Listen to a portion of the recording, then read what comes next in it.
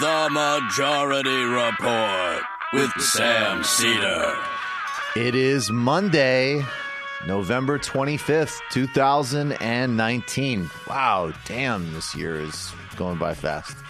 I'm Michael Brooks. This is a Michael Monday, and this is the five-time award-winning Majority Report broadcasting live steps from the industrially ravaged Gowanus Canal in the heartland of America, downtown Brooklyn, USA. On today's program, Professor Djene Bajalan from Missouri State University.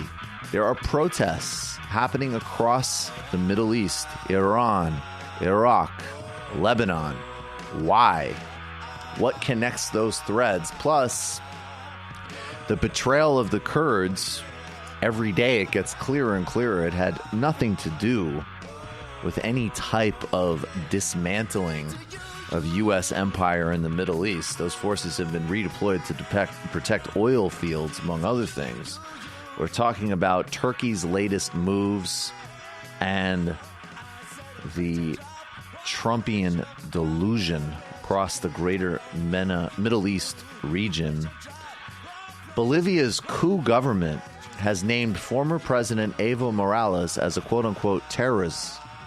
Many people freaking out on Twitter that they have agreed to hold elections after waging this coup, but Evo and his party, the legitimate president, cannot run in them. So we are still in a coup footing. That's called a coup. It's a coup, just simply, technically a coup. It's just a coup. The military, even if they say so nicely, still constitutes a coup.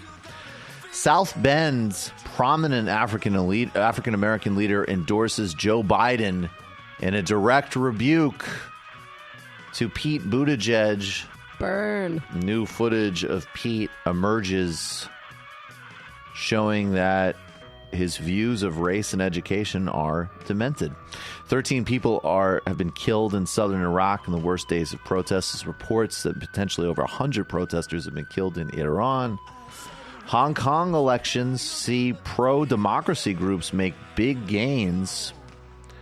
And Iran's foreign minister Jawad Zarif castigates the United States. The only thing we did wrong was not back down, which is, in fact, absolutely true. Donald Trump gutting the Iran nuclear deal. WeWork's founder was helping Jared Kushner craft a Mideast peace plan. So that's why it's so peaceful over there. That's why it's so peaceful over there. It's the worst company out there. White House turns up emails showing extensive efforts to justify Trump's decision to block Ukraine military aid. And Justice Department watchdogs finds that bias did not taint officials running the FBI probe, but there are errors in the documentation. And is Devin Nunes so touchy because he's involved in all of this stuff personally? Pentagon chief asks Navy secretary to resign over a Navy SEAL case. A Navy SEAL who was accused of war crimes in Iraq, as President Trump has granted pardons to several war criminals in the past several months. Straight out of Central Casting, these guys. University of Brigham Young University, Idaho, has been kicking students out of college if they take Medicaid instead of the campus insurance. Wisconsin governor signs a bill criminalizing pipeline protesters. Massive anti-democratic.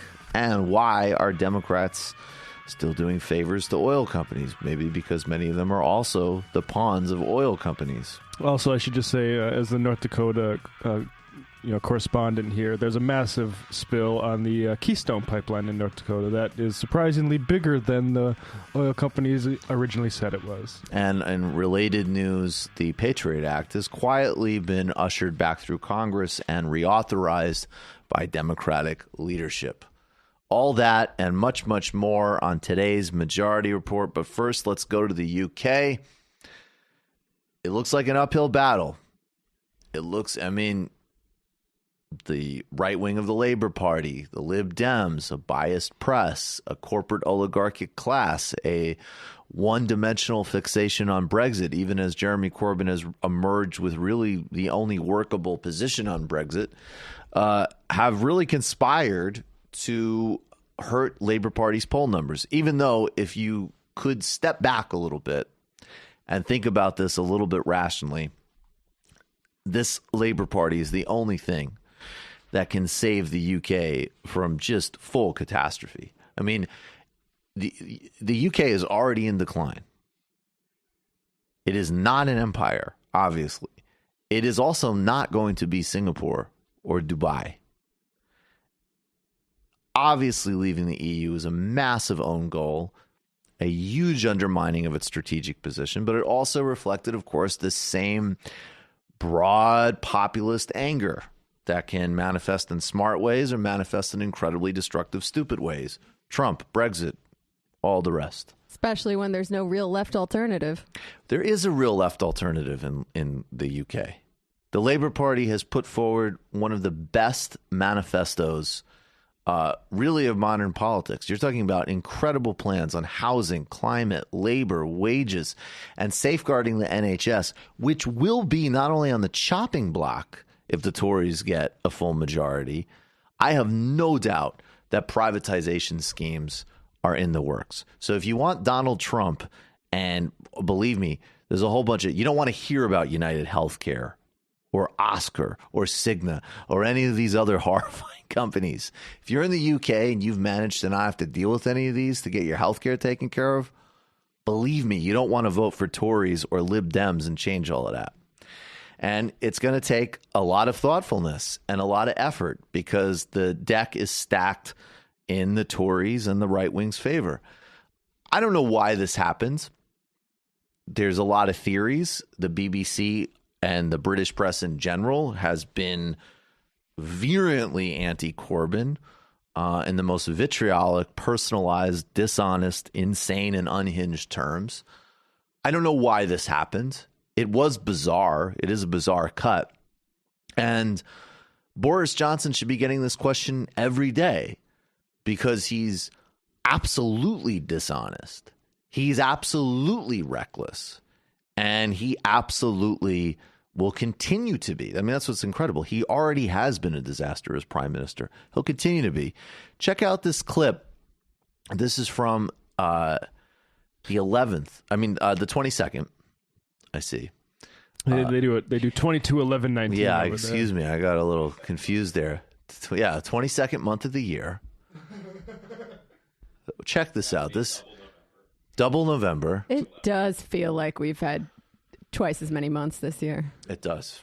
So, the first one is BBC Question Time from the 22nd, and the second one is BBC News on the 23rd. But it's the same clip. Hello, Prime Minister. I'd just like to ask you, how important is it for someone in your position of power to always tell the truth? I think it's absolutely vital. So there's laughter at the beginning of that. Everybody's laughing because Boris Johnson is even known affectionately. I mean, there are a lot of parallels here. Even some people find him a super charming liar. Ugh. Everybody knows the guy lies a lot. Yeah, so we'll play there's back here. Always tell the truth. I think it's absolutely vital. While the Prime Minister faced questions on trust. How important is it for someone in your position of power to always tell the truth? I think it's absolutely vital. No laughter. So, look, I'm not going to go, full... I'll just say it's weird. It's a weird cut. I edit videos for the Majority Report every day. Right. It's very simple just to clip out a split second that might be a little bit more embarrassing for a candidate or not. And you chose to do it. And when you have constraints for TV, you can just say, oh, well, we needed to mark this down for time, so we got rid of that. But I think they're covering Boris. No, it's literally 2 seconds. I think they're definitely covering Boris. And look, it's a classic case where you have a guy, and I don't think that, I don't know what, I don't, he was like a tabloid columnist, and he's a right-wing politician. They have tried to make Jeremy Corbyn as an anti-Semite a thing for years.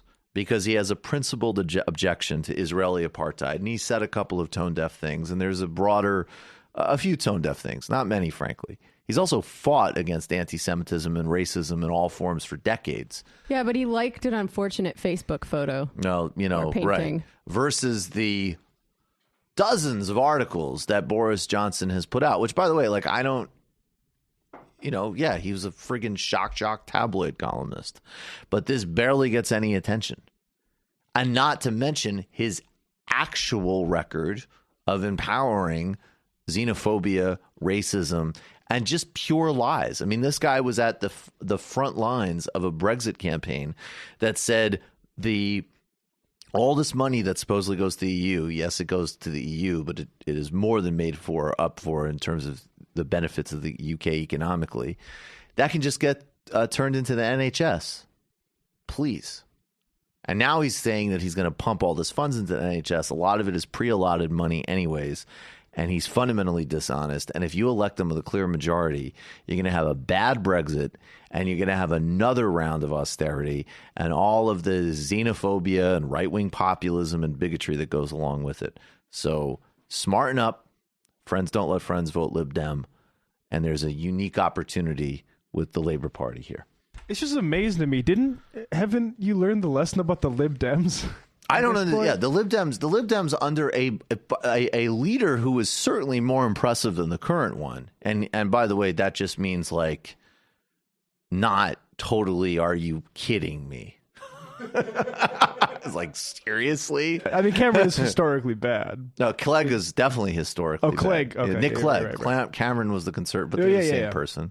So the Lib Dems, they're like the centrist Democrats, kind of, right? If they had gone, basically the Lib Dems ran in 2009 in a few respects to the left of Labor, because the Labor had been moved so far to the right. And then Nick Clegg went into coalition with David Cameron, proceeded to reverse all of their pledges, and was a co-partner for 5 years in the most ruthless, grotesque austerity cuts that, they would go pound for pound against any. They self-greased themselves without an external, because this is what the Tories want to do. Even though they were allowed to maintain their own currency. You cucks. Yes. Even though the Lib Dems were partners every step of the way. And they wouldn't do an emergency partnership with Corbyn to block a no-deal Brexit. They claim to be the force of social toleration and liberalism. They barely even pretend to care about economic issues and justice anymore. They don't admit it, but everybody knows they're to the right on those issues. They're supposedly going to be the voice on pluralism and the rights of the LGBTQ community and so on. But then any Tory defector that wants to join their party, even with the most loathsome anti-gay, anti-immigrant records, they welcome with open arms, because they have no center. Ironically, the center has no center in terms of any kind of bearings. They are totally opportunistic. They have no strategy. They have no value set. If they get near to power, it will almost certainly be to empower and partner the Tories.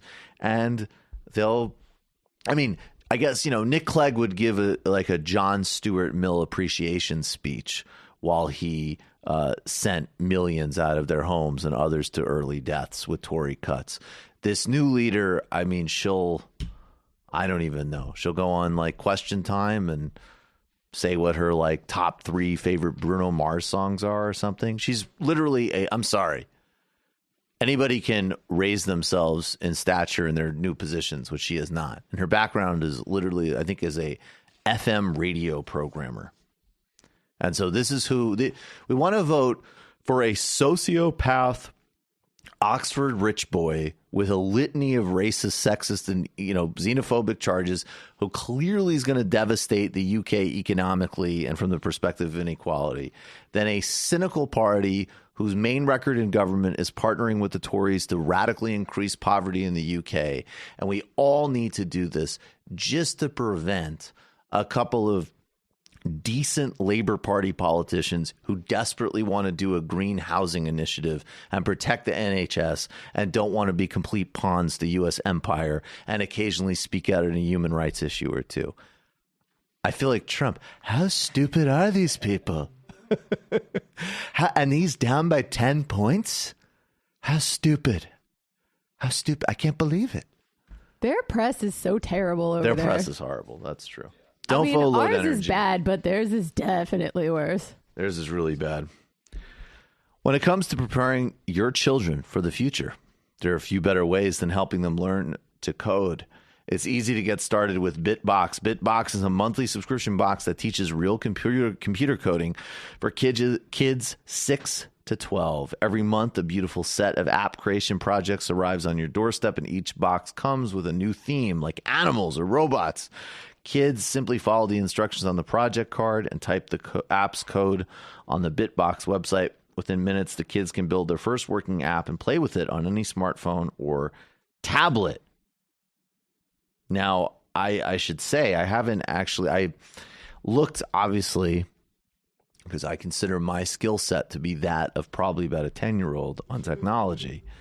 I played around with it a little bit, got myself my own app going. It's actually really fun and really addictive. You and Saul should compete. He would beat me. Our listeners can get $25 off of any BitBox subscription of $50 or more by going to bitbox.com/majority and entering promo code majority at checkout. That's $25 plus free shipping at bitbox.com/majority. Promo code majority. That's BITSBOX.com/majority. Use promo code majority to order BitBox today. Your kids will love coding. They will love coding, and you'll gift them with important necessary skills for a successful future.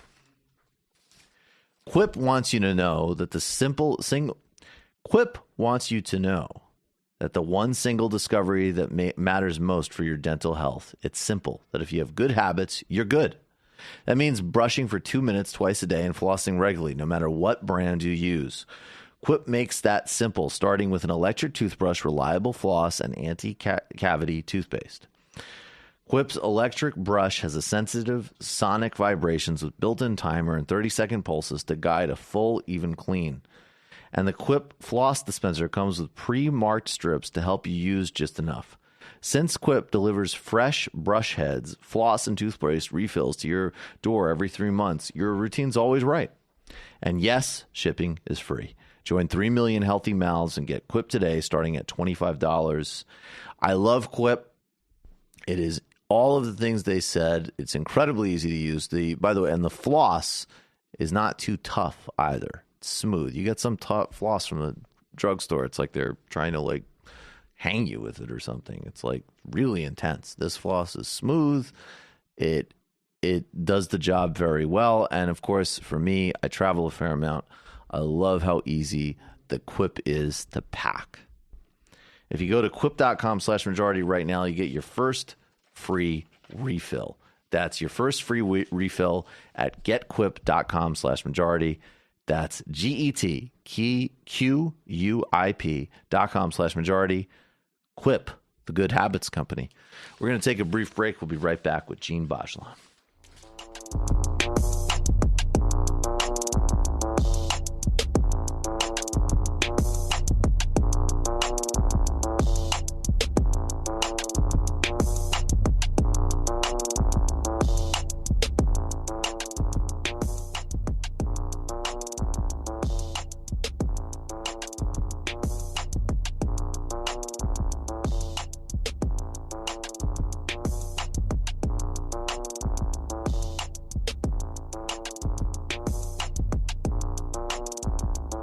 An agenda that I objected to, because while I was working on those streets, watching those folks see their jobs shipped overseas, you were a corporate lawyer sitting on the board of Walmart. I was fighting these fights. I was fighting these fights.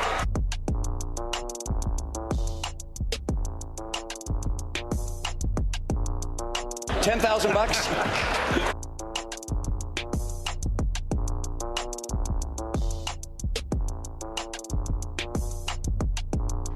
Go to Joe.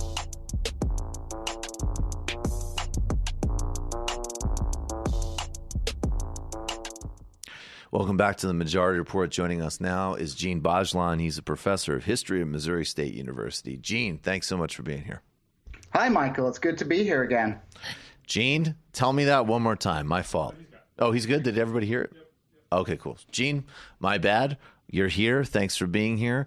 There's protests that have been taking place across the Middle East. There's protests that have been taking place across the globe. They're all important. They're all their own stories. I think, in a broad sense, from Haiti to Ecuador to Russia to Hong Kong, to Iraq, it expresses dissatisfaction with prevailing regimes. There's plenty of dissatisfaction with our prevailing regime in all senses in the United States.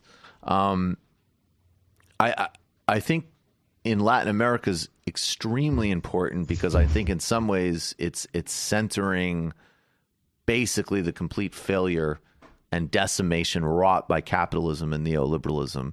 And I think that that's very explicitly centered across Latin America. When we go to the Middle East, we look at Iraq, Iran, and we will get to specifics, but maybe even echoing Sudan. Are we talking, is the same central focus on the capital dimension? Are we also rejecting the sectarian failures?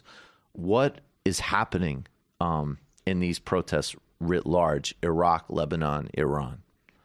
I think in a general sense, you can sort of link the protests that are going on across the Middle East to sort of a general discontent towards the neoliberal economic order, broadly conceived. So, there are a lot of common ties, I think, common themes that we can find in the Middle Eastern protests and protests in different parts of the world, and more generally, perhaps in sort of political discontent towards establishment elites, not only in the developing world, but also, in the developed world as well. So I think definitely these protests that are taking place in places like Iran, Iraq, Lebanon, part of sort of global trend in politics, sort of anger at the prevailing economic order, anger at political elites. But of course, in the Middle East, you have a number of specificities which give these protests a specific character. So of course, we can talk about the general themes which link these Middle East protests to sort of global trends, and then we can talk sort of about the specifics, about the specific political conditions that exist in each of these countries and how that's shaping the protests that are taking place, what kind of themes are taking central stage in these protests. So, there are definitely a lot of through lines with these protests and protests in other parts of the world. But of course, we have to understand those Middle Eastern specifics and, the specific history of what's happened in the Middle East in recent years in countries like Iraq, where you've had, devastating war, sectarian conflict, and in Iran, where you've had a kind of siege economy since the 1979, and how that's affected society, demographic changes, younger people growing up, in America, there's this whole okay boomer thing going on. Well, that's also reflected in the Middle East, where you have younger populations who are completely disillusioned with the political systems that they're growing up in. Let's go to Iraq first. What's been happening in the past several months in terms of protests there, and how do they fit specifically in the larger Iraq story, taking it back to the Saddam Hussein days, the invasion, the occupation? What's the sectarian dynamics? What is this emerging from? What are the protests about? Well, the protests began at the beginning of October. And I was actually in Iraq at the time, and I was in Iraqi Kurdistan. There haven't been major protests there, but, a lot of the same conditions that are animating protesters in other parts of Iraq are animating, are bubbling under the surface in Iraqi Kurdistan as well. So what we've seen is, people protesting, sort of organic protest, just regular people who are sick of the political order. The Iraqi government has responded to the outbreak of protests across the country in places like Baghdad, but also in smaller towns and other major cities.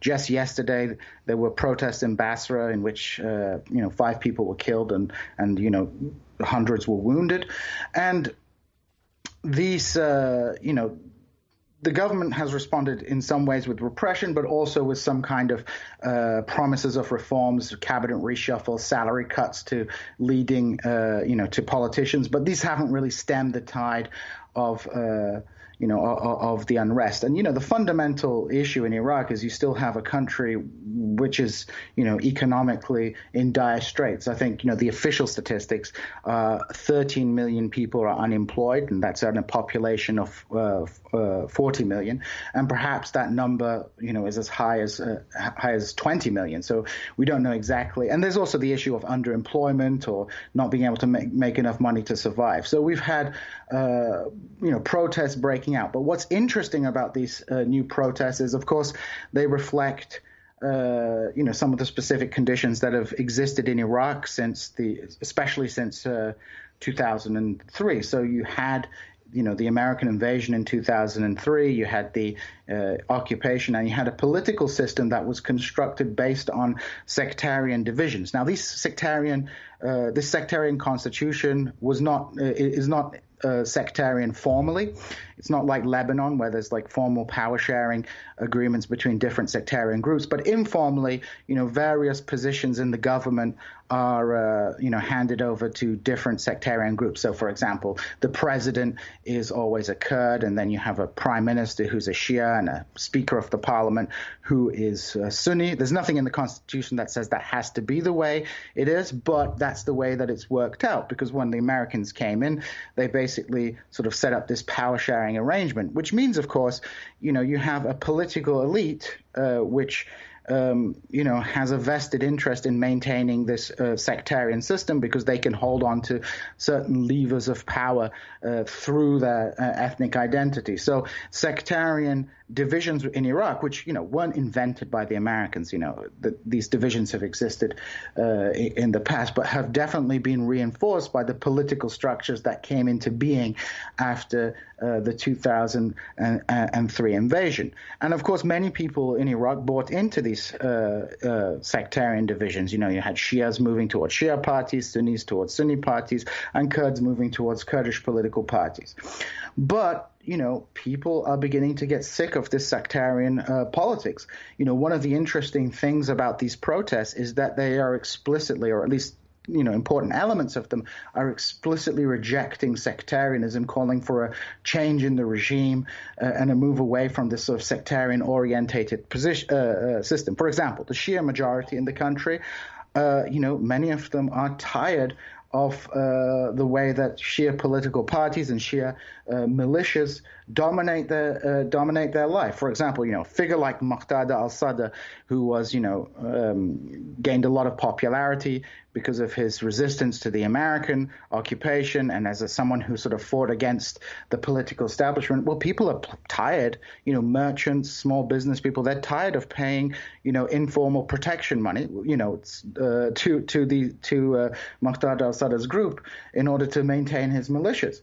After the war, after ISIS sort of reared its head in 2014, you had the creation of the Popular Mobilization Units, the Hashd Shabiya. And this is a kind of militia group, again, highly sectarian, with strong connections to Iran, which is, if you want to think of an analogy, they're kind of positioned like the Revolutionary Guard in Iran. They're not as powerful, of course, but this group as well. People are tired of it. Iraqis, the majority are Shias, but they too are tired of Iranian influence over their country as well. Just as they got tired of American influence over the country, they're also tired of Iranian influence. Recently, The Intercept published a large number of diplomatic cables which demonstrated the sheer extent that the Iranians had influence over Iraqi political parties. Not only Shia parties, but, for example, the Kurdish political parties, which developed strong relationships with Iran, especially during the war with ISIS, but these relationships go back a long way. So sectarianism and basically people being sick of the political order in Iraq is one major factor behind this.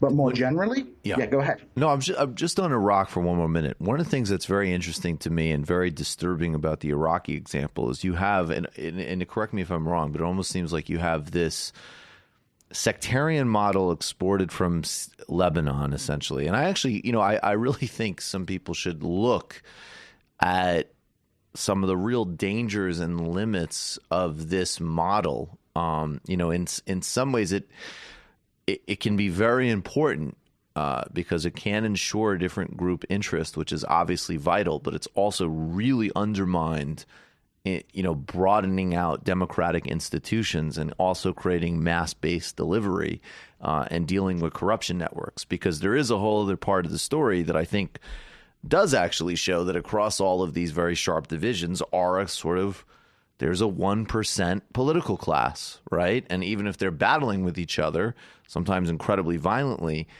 this works for them. Shia, Sunni, and Kurd to some extent in Iraq, and Christian Shia and Sunni in Lebanon to some extent. But that being said, you have this sectarian dimension. Then you also have the other thing that happened to Iraq, which is that first you had the crime of the US-UK invasion, but then you had the next wave of crime, which was the Bush administration's attempt to make Iraq some type of, market utopia. So tons of people lose their jobs. All of the companies are looted for, American oil companies and tech companies. Obviously, this creates even more crisis and poverty. This is the Naomi Klein shock doctrine stuff. So to what extent today in Iraq are we dealing with an outgrowth of, I think you very clearly summarized the sectarian dimension, but what about that shock doctrine dimension as well? Yeah, sure. I mean, there's, bubbling below the surface of these sectarian issues, there is the issue of corruption, which, corruption and privatization go hand in hand. Right. The lack of public service. Now, the Iraqi state sector has not entirely been dismantled. The Americans weren't, perfectly able to do all this. And I'd make the argument, actually, that, the main objective of the Iraqi invasion in terms of looting wasn't simply Iraq, but was also to loot the American treasury as well. And the Iraqis were the collateral damage of that. But yeah, we have, we have this move away from sort of the welfareism of the 60s and 70s towards a policy that came to be known in the Arab world as infitah, opening. It began in Egypt, and we see it under Saddam Hussein with this beginning of privatization. But of course, this sort of continues on under the American occupation. So you have, basically Iraq. The Iraqi economy is sort of non-existent, just producing oil, pumping it out of the country, getting foreign money, and then sort of distributing it through patronage networks. And for Iraqi people, it's very hard to, when you go to an election, you want to be able to choose between different parties. And, an analogy I would draw is, people talk about American politics in the 60s and 70s and the fact that the Republicans and Democrats were so close to each other. It was difficult for people to have a real choice in politics because both sides of the political spectrum sort of accepted the same economic consensus and so on and so forth. The same thing is in Iraq. Whatever your sectarian background is, whichever party you vote for, they're all participating in this same economic system. And the country has terrible public services. Electricity is still not 24 hours a day. And, there were just small issues that drive people crazy. Baghdad is very hot. Now, imagine in the middle of summer, you only have 2 hours of electricity and you don't have fully running water, or you have to go purchase water because the water coming out of the tap will give you dysentery or make you sick at the very least. These things drive people crazy. When I was in Iraq, I spoke to my relatives there. Shout out to Mohammed and Ibrahim. And, they were saying, we just feel like there's no opportunity here. Nothing ever gets better. Things in Kurdistan are slightly better than in the rest of Iraq because Kurdistan wasn't, hit by that violence. But, just the daily necessities of life are very difficult. In large parts of Iraq, you just can't survive. It's 45 degrees centigrade and you're in your house sweating. There's no jobs. And the only way that you get jobs is through connections. So right. People see the sons and daughters of the sort of political elite, traveling around the world, going to New York, going to the West, and they're still trying to deal with those basic necessities of life, which is extremely difficult for them to deal with. And very often what triggers people into action is this sort of daily grind that they have to go through. And, after nearly, a decade and a half, it seems, nothing is moving, or at least it's moving so slowly. And every time there seems to be a little bit of a progress, it sort of falls back down on them. So there's a lot of sort of anger and helplessness that's now sort of exploded into anger. And, we have these protests which are sort of organic. There are different, it doesn't seem to be like highly directed. It's not directed by political parties.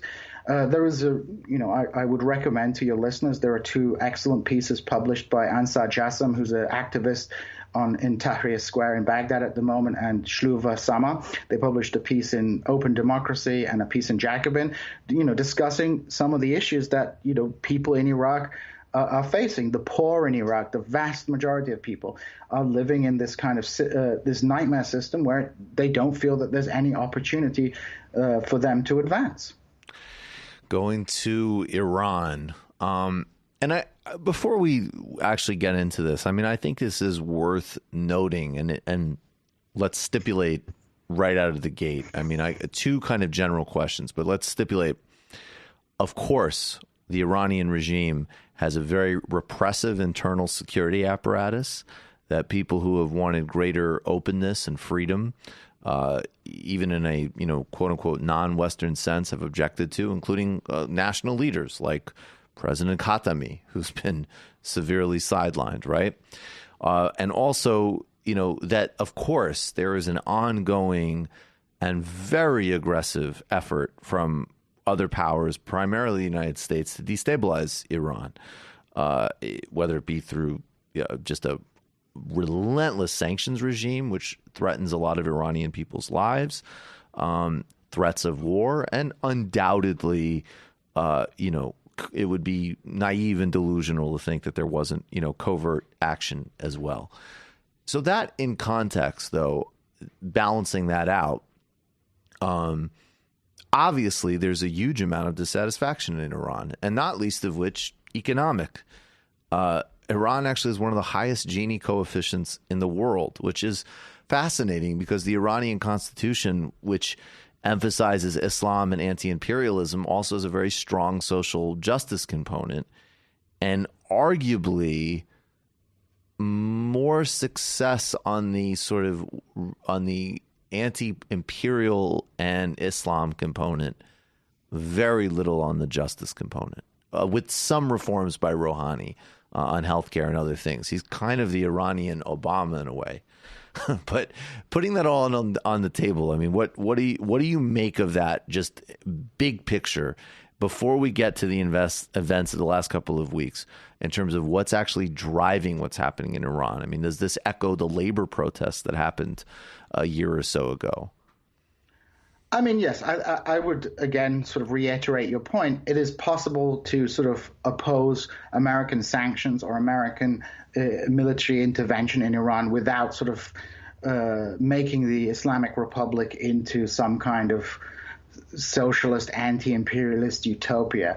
I think there is sometimes a tendency on certain elements on the American political left to, romanticize these deeply oppressive regimes. But, we can sort of walk and chew bubblegum at the same time, recognizing, American policy. Well, not only is it sort of immoral or, dangerous, it actually in some ways serves to strengthen these authoritarian regimes.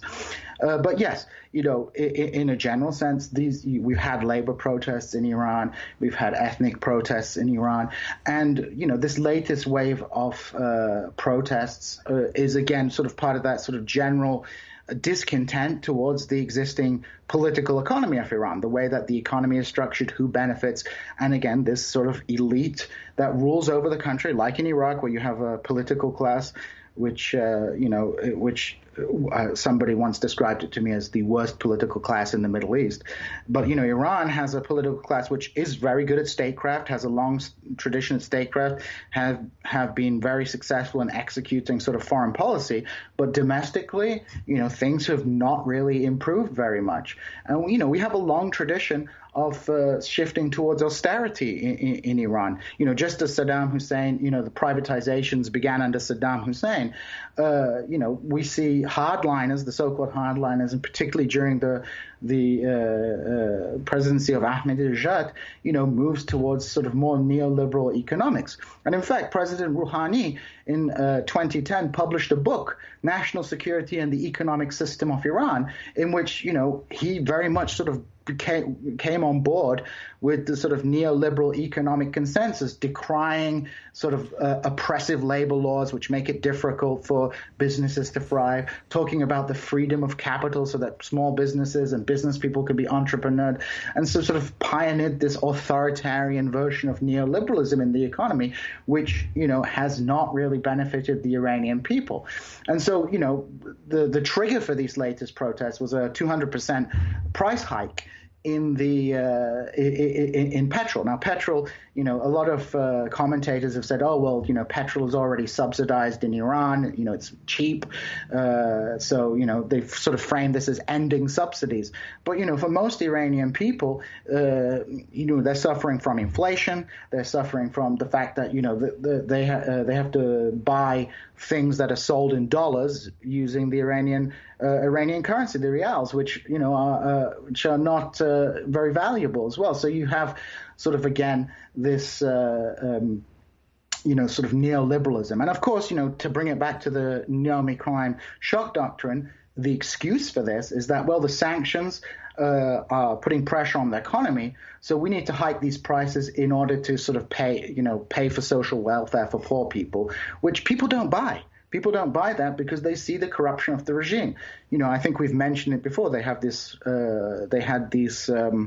Instagram accounts, I believe, which were, rich kids of North Tehran versus South Tehran. So right. North Tehran is the wealthy region and South Tehran is the poor region. And, you have these people living in luxury in one part of the city and in poverty in the other part of the city. And these people are all connected to officials in the regime who have access to the military, the economic resources that the regular population does not have access. Can I ask you? Well, I don't know if it's a pushback exactly. I mean, it's not a pushback in the sense that it's undoubtedly true, and you can get into, look into the personal finances even of some prominent members of the Iranian government and the Instagram accounts, and the disparity is there. The disparity is there literally as in any other capitalist country, without a doubt. And we're also going to get to the reports of the killings and repression from the Iranian security services in a moment.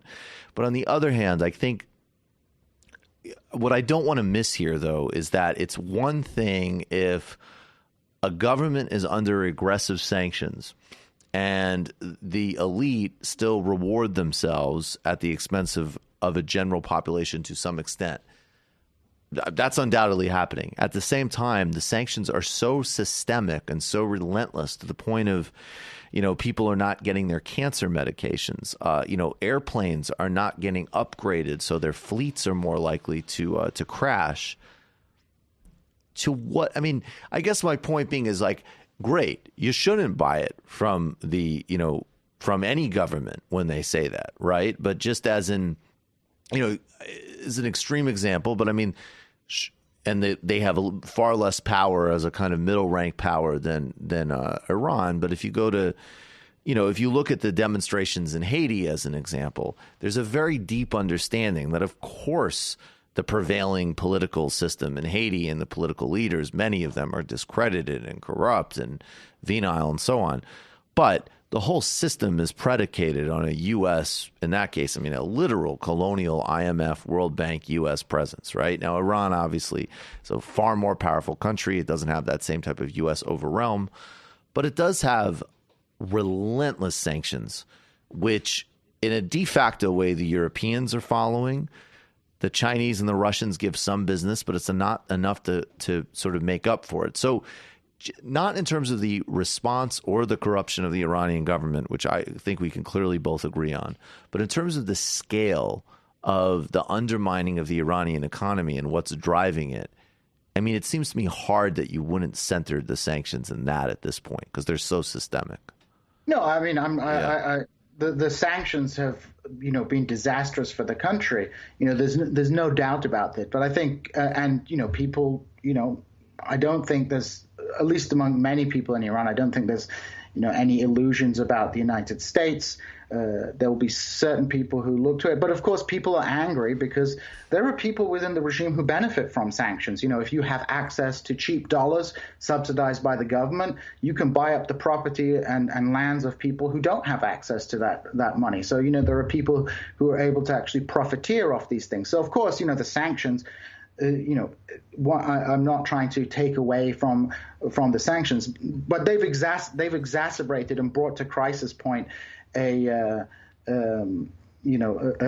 sort of a prevailing economic situation in the country. And, there's a lot of people who are disappointed that,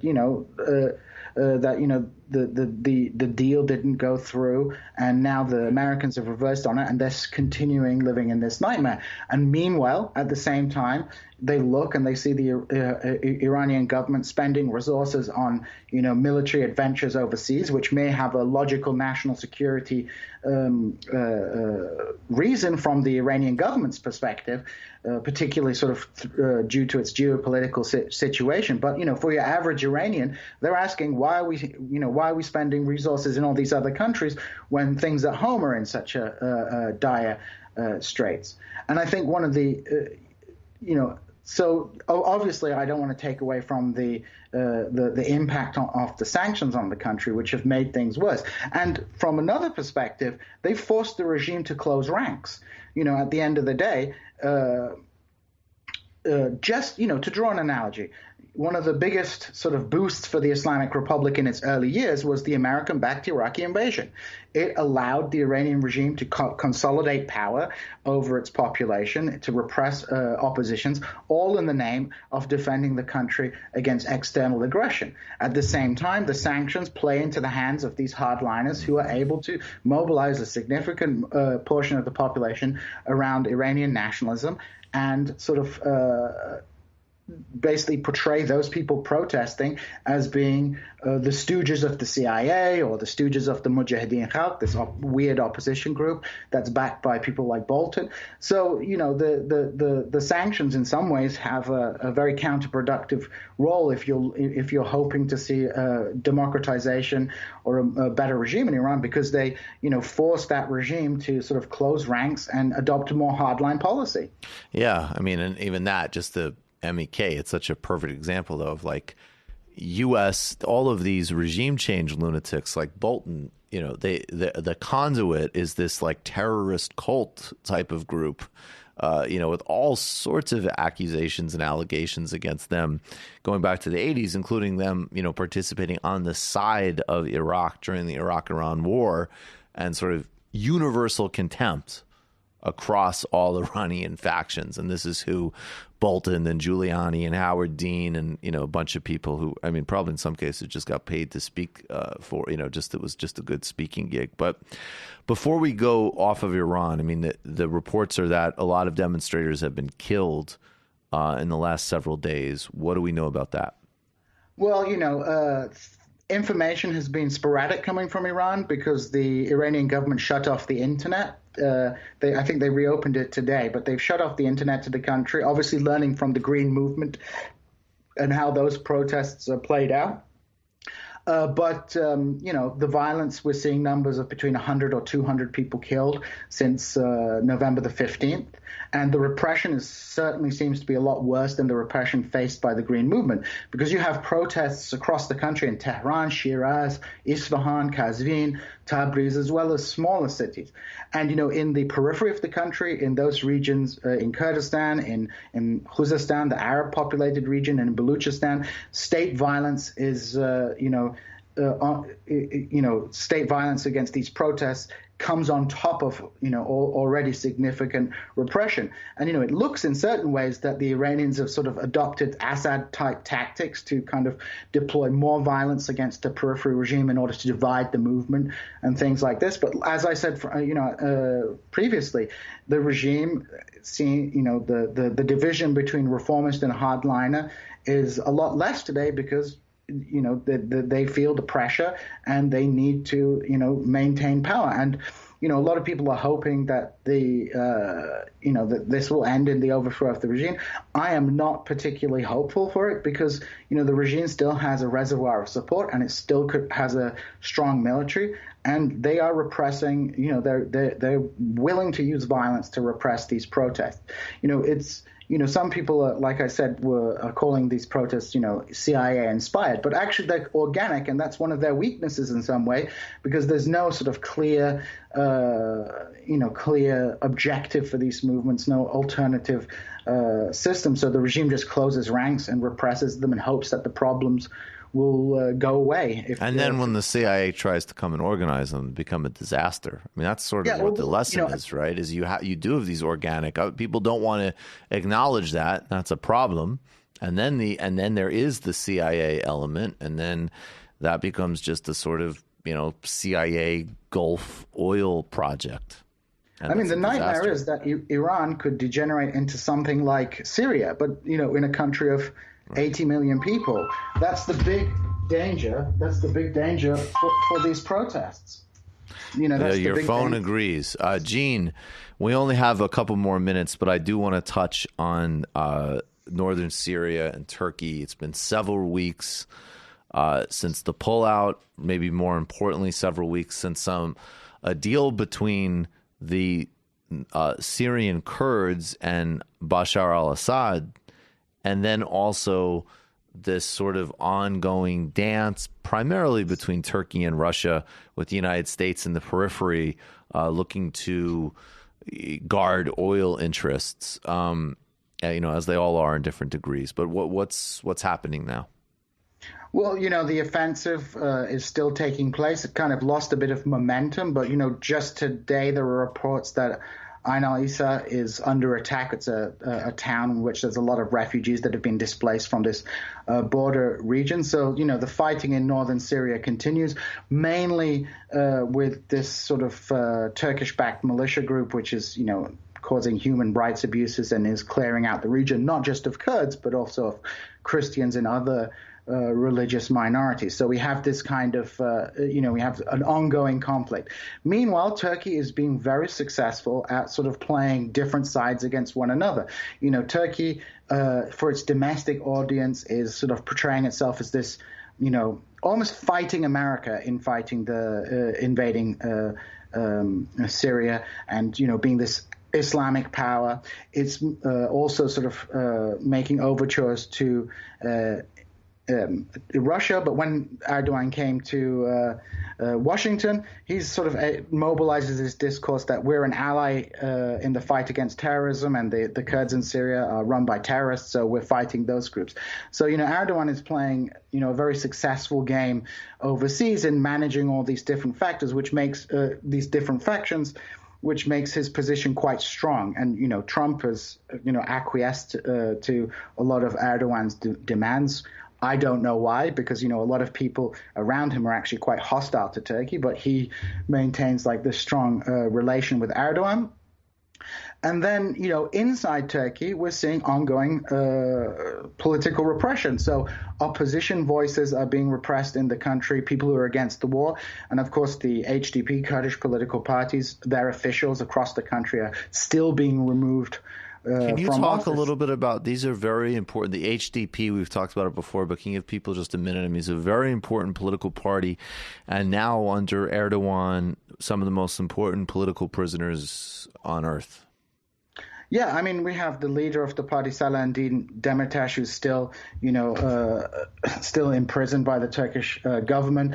And, his political party is being, forced out. And one of the important things about, what's going on in Turkey, about how this war affects Turkish internal politics, is that, prior to the offensive, there was a kind of rapprochement between the Republican People's Party, the main opposition party, and the HDP to sort of form a united front against the AKP, which is Erdogan's party. Which is Erdogan's party.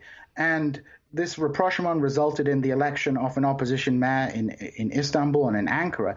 This war now has sort of forced people to pick a side. And of course, many CHP people, there are a few honorable exceptions, such as the leader of the CHP in Istanbul, Canan Kaftanoğlu, who have opposed the war, but many of them have signed off on this. So this has made that rapprochement, that sort of unified front against Erdogan internally, difficult. At the same time, Erdogan is mobilizing all kinds of sort of deeply racist rhetoric towards Kurds. For example, he said, well, the region that we're occupying in Syria is not suitable for Kurds because Kurds live in mountains and this is sort of flatlands and deserts, so it should be for the Arabs. So they want to basically, and they're sort of rounding up Syrians, these Syrian refugees, and trying to deport them. Now, I don't think they've started deporting them to this safe zone that they've created, but, they're invading Syria, they're establishing Turkish language schools, institutions, and things like that, and sort of imposing their guise on that as a prelude to hopefully, this is Erdogan's stated goal, to basically put 2-3 million Syrians in that territory and completely, it's really striking. Erdogan has openly stated his goal is to sort of ethnically cleanse the region and put Arabs in that region who are from different parts of Syria. And, this is ethnic cleansing and even genocide to a certain degree. And, the world is pretty much doing nothing about it. Now, Trump, talked about withdrawing from these forever wars. But, the reality is, he's just handing over this region to a NATO ally, allowing ethnic cleansing to take place, keeping control of the oil in a very naked way, keeping troops on that. So he didn't even withdraw from Syria, and then acting as a mercenary force for the Saudis. So, right. Trump often plays on sort of liberal hypocrisy, but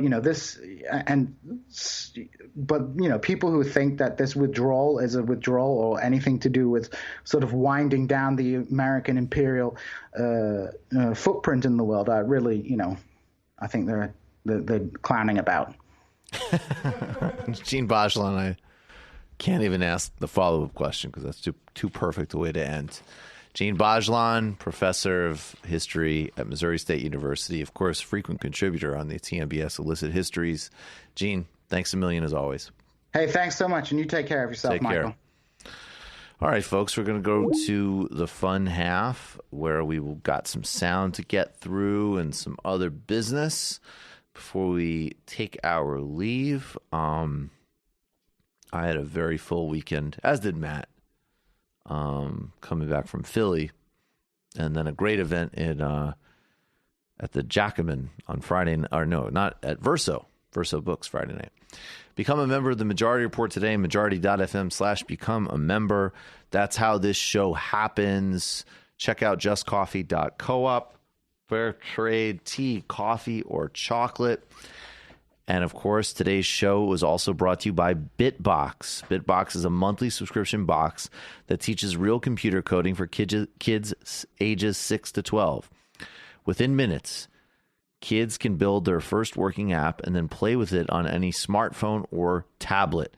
Get $25 off any BitBox subscription of $50 or more by going to bitbox.com/majority report, entering promo code majority at checkout. That's $25 off and free shipping at bitbox.com/majority, promo code majority. That's BITSBOX.com/majority, and use promo code majority to order BitBox today. Your kids will love coding, and you'll gift them with important skills necessary for a successful future. Tonight, we are actually doing TMBS instead of Tuesday. Illustrious guest, Nina Turner, and then Milton Alamati, the great Milton Alamati in studio. We're going to be talking about, in the commentary, Achille Mbembe, how neoliberalism birthed the far right, and can we reverse the end of the age of humanism? Then Nina and I are going to talk about Walmart workers and a whole bunch more, maybe even clown on the ever odious Pete Buttigieg. And then Milton is going to come in and we're going to talk about what NATO did to Libya, what's happening in Uganda. Of course, we've got to debunk a whole bunch more. Thanks to everybody who came out to Philly. Patreon.com/TMBS. Get the whole thing. Check out the Sunday episode with Drew Mikael from the ground in Beirut. What is happening there? And this Sunday, Megan Day on how the Green New Deal actually happens and housing justice for all, the incredible work of Bernie Sanders, AOC, and Ilhan Omar. Michael Brooks Show on YouTube, patreon.com/TMBS. Jamie, what's up? How can I ever compete with that? Well, I'll try. Competition would start kicking in. We all travel in our own lane here and lift each other up. I love Nina Turner. She is my fave. So, this week on the Antifada, Sean and Andy go to the UK to suck some cans with the lads and lass of England's only podcast, Trash Future. Very funny podcast if you've never listened to it. They discuss the upcoming elections, the deep insecurities at the center of posh life, which are motivating Boris Johnson's political career, the Lib Dem and Chuck Cucks, and Corbyn's cheeky plan to nationalize Nando's and put Mr. Bean on the dole or whatever. And I only understood some of that. But if you want to understand all the wacky politics going on in the UK, check it out. They also released a bonus for our patrons on Friday. It is a real Lib Dem hours. Indeed. God, still with suck. Trash Future. And they lead Sean and Andy in a reading of James Kirkup's dystopian fanfic, How the Lib Dems Could Seize Power. Ugh. They clown on that pretty well. That's horrifying. Bunch of funny guys. Check it out. Patreon.com/theantifada. Matt. Yeah, Literary Hangover. Most recent episode is on a bit of prose fiction called Orinoco or The Royal Slave by Afra Ben. It's prose fiction on, I don't want to call it a novel. It's a very short story on dealing with themes of colonialism, slavery, race, and aristocracy, published by a woman and in 1688. Which is to say it's not exactly woke, but it is interesting that it deals with all those things. And we discuss it. So patreon.com/literary hangover. Or Literary Hangover, wherever you get your podcasts, or most places you get your podcasts. All right, folks, we will see you on the fun half. I guess we will see you on the fun half. We'll see you on the fun half. Left is best. Jamie and I may have a disagreement. Yeah, you can't just say whatever you want about people just because you're rich. I have an absolute right to mock them on YouTube. He's up there buggy whipping like he's the boss. I am not your employer. I'm tired of the negativity. I'm sorry, I didn't mean to upset you. You're nervous? You're a little bit upset? You're riled up? Yeah, maybe you should rethink your defense of that, you fucking idiots. We're just going to get rid of you. All right. But dude. You want to smoke this joint? Yes. Do you feel like you are a dinosaur? That's a good shit. Exactly. I'm happy now. It's a win-win. It's a win-win-win. Oh, hell yeah. Now listen to me. 2, 3, 4, 5 times. 847-906-501-457. 2, 38, 56, 27. 1/2. 5 eighths. 3.9 billion. Wow. He's the ultimate math nerd. Don't you see? Why don't you get a real job instead of spewing vitriol and hatred, you left-wing Limbaugh? Everybody's taking their dumb juice today. Come on, Sammy. Dance, dance, dance.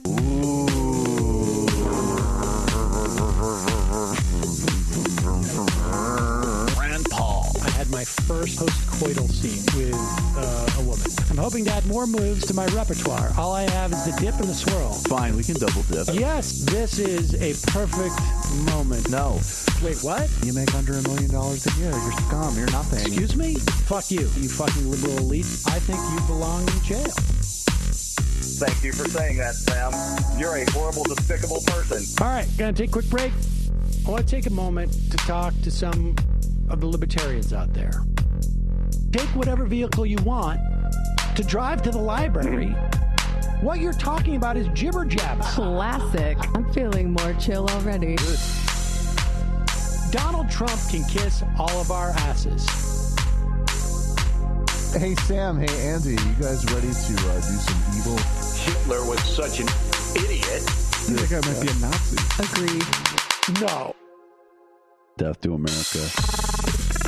You. Yes.